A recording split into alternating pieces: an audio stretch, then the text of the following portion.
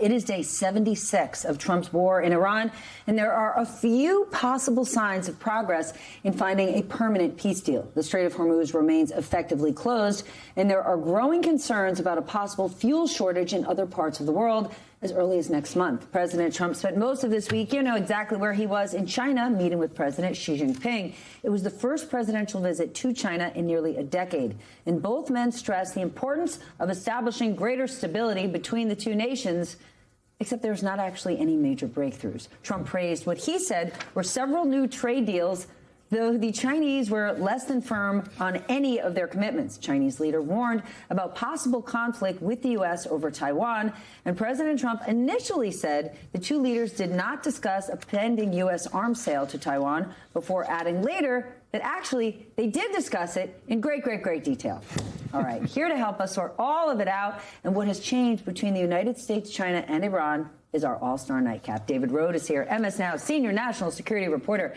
Anthony Fisher joins us, MS Now senior editor and opinion columnist. Tom Rogers is back, founder of CNBC and MSNBC, plus he's a senior advisor to our current parent company, Versant, and the editor-at-large for Newsweek. And Paul Mercurio joins us. He's an Emmy award-winning comedian and creator and host of the show Permission to Speak. He is also an attorney, so behave. Anthony, okay, you're Yes. going to start.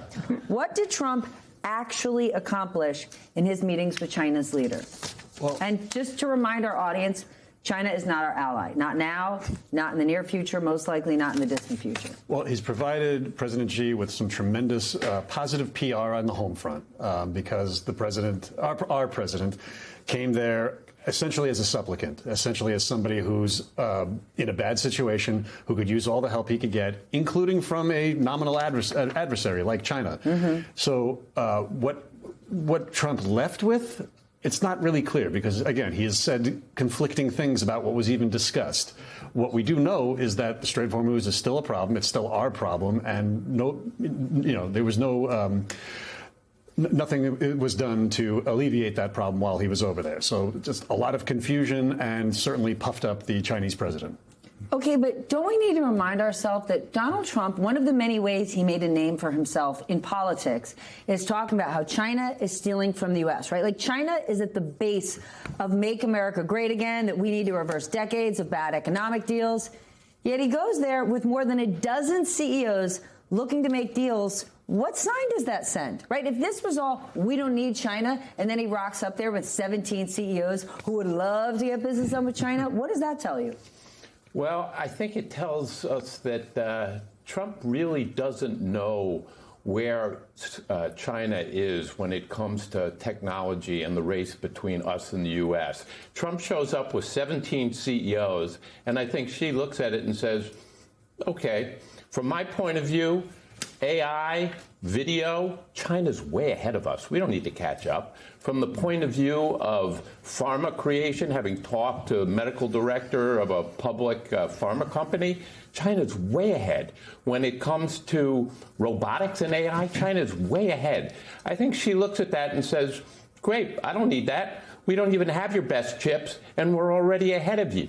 So I think that he just didn't understand the situation he was walking into. So the president left China saying he made fantastic deals, right? We're selling Boeing jets, medical devices, beef imports, and I'm sure what Donald Trump said about these deals, I'm sure my mother is going to tell me all about them this weekend, all the big deals Donald Trump did. However, China didn't say anything about that. Is this just Trump PR? Because I see nothing in writing. We don't even hearing anything from these CEOs. Not from the CEOs, not from the Chinese. And the way Xi played this, he looked strong. He didn't, he made the very serious threat about Taiwan, saying that it could lead to conflict between the two countries. It's more subtle in Chinese culture, but it was very strongly worded what he said. And it was essentially this image of Trump sort of trying to get something from China, and he didn't. I do not believe what President Trump said about the business deals. I'm going to go out there and say I would like to see that confirmed by a second source. Paolo? Listen, the word that cuts across all of this for me is optics, domestically and abroad. Right? Domestically, people at home, what do they get out of this? Right?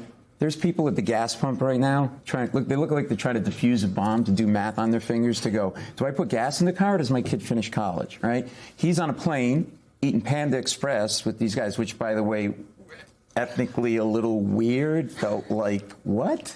I need to read this because folks have a busy week, and I don't know if they heard this quote.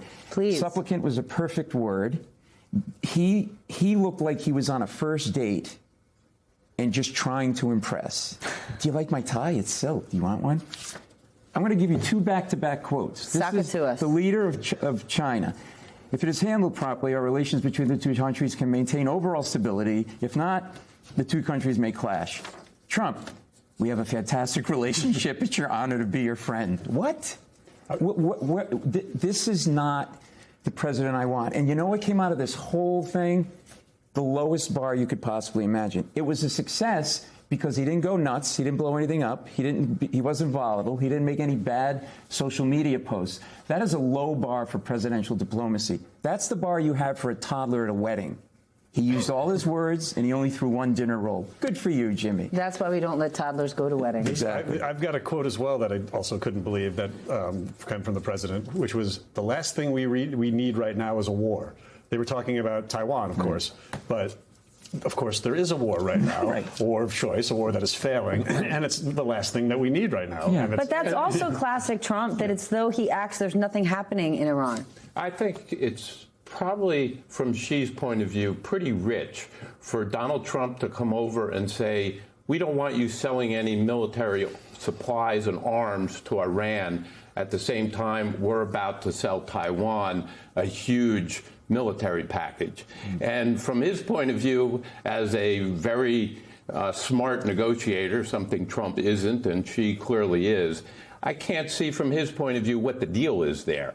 No, they're supposed to not sell to Iran while we're selling to Taiwan. There's got to be something in that for it, which scares me a little bit, because I think what she's going to do is see whether or not that Taiwanese package goes through or not, and the things that Trump asked for happen or don't happen based on how he treats that package. Can we talk about that? Because Taiwan is what China cares about. And today Trump said that he refused to answer Xi's question when asked if the U.S. would defend Taiwan. What do you make of that? Other presidents haven't. Biden said he would defend it, but past presidents are sort of vague about it. But what is very significant is Trump saying, I haven't made a final decision yet if we're actually going to sell all those weapons we promised to Taiwan.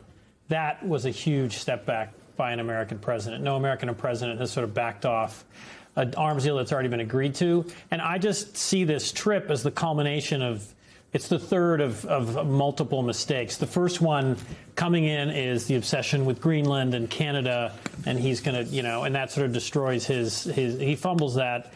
That destroys his relationship with NATO and Europe. Which he wanted to do. Which he wanted, but he's wrong about each one. I want to praise him for taking risks that other, politicians don't and presidents don't. But so the first big bet is Greenland. Disaster, it blows up. The second bet is a trade war with China, which we've forgotten, but it was an incredible trade war, 145% tariffs. It's why he launched trade wars with all of these other allied countries that we don't take issue with, as opposed to China, who actually does have unfair trade practices.